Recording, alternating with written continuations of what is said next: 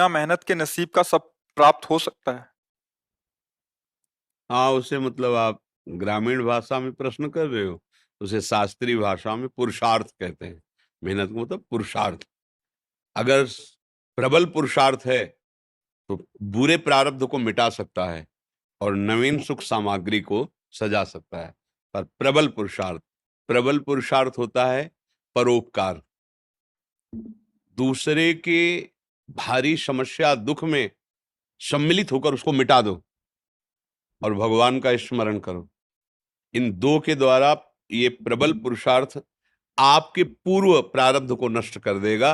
जैसे मेहनत बहुत करते हैं और लाभ बहुत कम प्राप्त होता है, और बहुत कम मेहनत करते हैं बहुत ज्यादा लाभ प्राप्त होता है। ऐसे व्यक्ति देखे जाते हैं कि जिनकी दिनचर्या में मतलब भाग्यवश केवल धन आ रहा है, कोई मेहनत नहीं। और एक आदमी है दिन भर मेहनत करता है, 400-500 रुपया, वो भी पूरे परिवार को ठीक से पूरा भोजन वस्त्र पढ़ाई लिखाई सब नहीं कर पा रहा।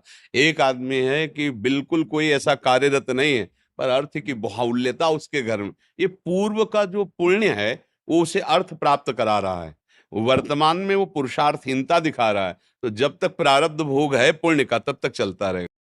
अब एक है वर्तमान में बहुत पुरुषार्थ कर रहा, मेहनत कर रहा है, लेकिन पूर्व का पाप उसे आगे नहीं बढ़ने दे रहा।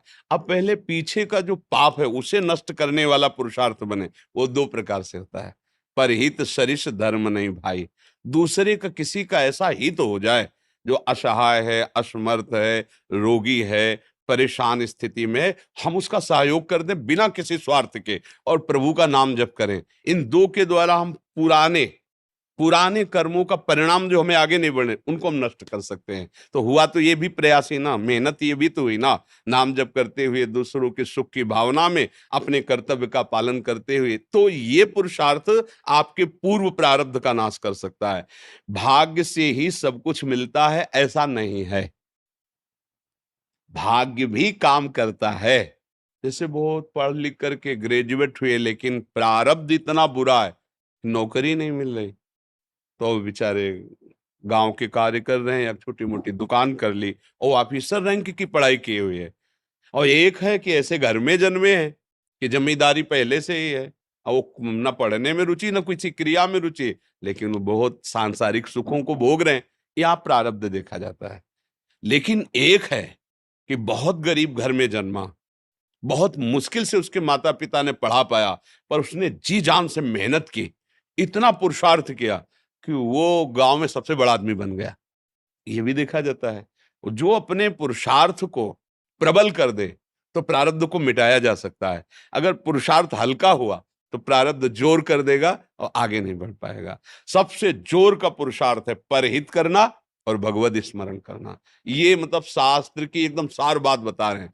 जिसको संसार में सबसे जल्दी उन्नति प्राप्त करनी हो, ये दो बात पकड़ ले। भगवान से मनावे कि कभी किसी की सेवा का अवसर हमें दीजिए। माता पिता गुरुजन, कोई बाहरी पशु पक्षी, ऐसा कोई बीमार व्यक्ति जिसका कोई सहयोगी नहीं, कोई ऐसा जिसको हमें अवसर मिला है, बहुत बड़ी मतलब ये बिल्कुल रामबाण औषधि समझो कि इसमें अचूक वो तुम्हारे प्रारब्ध को विध्वंस कर देगी। जहां तुमने किसी असहाय की बिना स्वार्थ के, बिना कुछ लेने की भावना के और तन मन धन वचन से सेवा की और भगवान का स्मरण किया, ये तुम्हारे पूर्व प्रारब्ध का नाश कर देगा। और जब हम दूसरों का सुख छीनते हैं, ये भी मेहनत है। चोर भी तो मेहनत करता है, न जाने कितना हिम्मत करता है दूसरों की संपत्ति चुराने के लिए, मारपीट सहता है, मारपीट करता है। वो मेहनत करके दूसरे का धन अपहरण करके दूसरे को दुख देने वाली क्रियाएं करता है। तो उसकी ये मेहनत, उसके पूर्व के पुण्य जो जमा है आगे सुख देने वाले, उनका नाश प्रारंभ हो जाता है। पूर्व का पाप और वर्तमान का पाप, ये जब दोनों मिलेंगे तो किसी काम का नहीं कहते मिट्टी में मिल गया, किसी काम का नहीं, सब विध्वंस हो जाता है। इसलिए सदाचरण करो। और ये अंदर की बात कह रहा हूं, हृदय की, दूसरों को सुख पहुंचाने की भावना ले आओ और नाम जप करो, जय को प्राप्त हो जाओगे। परहित सरिस धर्म नहीं भाई। जटायु जी को वो गति, वो दुलार मिला जो महाराज दशरथ जी को प्रभु ले।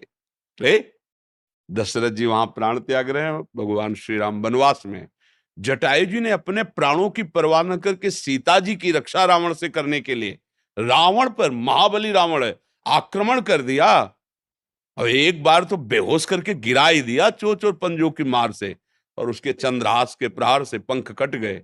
राम राम राम, देखा भगवान श्याम, गोद में भगवान ने उठाया और ये भगवान ने एक वचन कहा कि ये मेरी कृपा से नहीं, आप अपनी करनी से ऐसी उत्तम गति को प्राप्त हो रहे हो। भगवान ने एक शब्द कहा, ये आप अपनी करनी से ऐसी उत्तम गति को प्राप्त हो रहे हो, तात ये मेरी कृपा की बात नहीं, तुम्हारी करनी करनी की, तब वहां पर हित सरिस धर्म नहीं भाई। अगर प्राण भी चले जाएं दूसरे के हित में तो भगवान को प्राप्त होता है। बहुत बड़ी बात है, हम ऐसा पुरुषार्थ करें कि अपने प्रारब्ध का नाश कर दें। जो हमारा बुरा प्रारब्ध हमको नष्ट करने, हमें दुख देने, हमें विपत्ति में फंसाने आया, मंगल हो जाएगा। भगवान का नाम और दूसरों को सुख प्रदान करने की भावना।